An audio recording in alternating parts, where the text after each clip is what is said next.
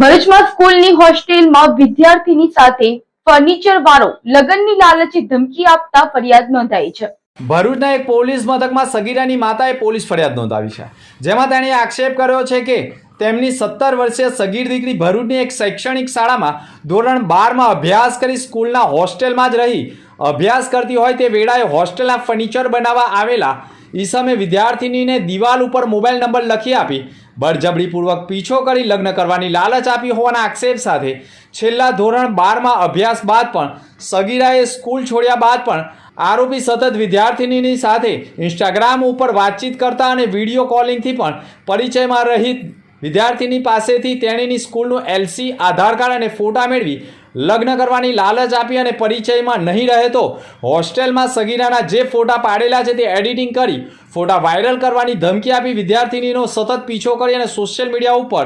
ફોટા વાયરલ કરવાની ધમકી આપનાર 2 સંતાનના પિતા સામે આખરે પીડિતાની માતાએ પોલીસ ફરિયાદ નોંધાવી હોવાની ઘટના સામે આવી છે। ભરૂચ જિલ્લાની સ્કૂલના હોસ્ટેલમાં બાળકો કેટલા સુરક્ષિત છે તેની સામે સવાલ ઊભા થતા હવે હોસ્ટેલ સંચાલકોની પણ ગંભીર બેદરકારી સામે આવતા હવે બાળકોને સ્કૂલ અને હોસ્ટેલમાં કોના ભરોસે મૂકવા પ્રશ્ન હવે વાલીઓને મૂંઝવણમાં મૂકી રહ્યો છે।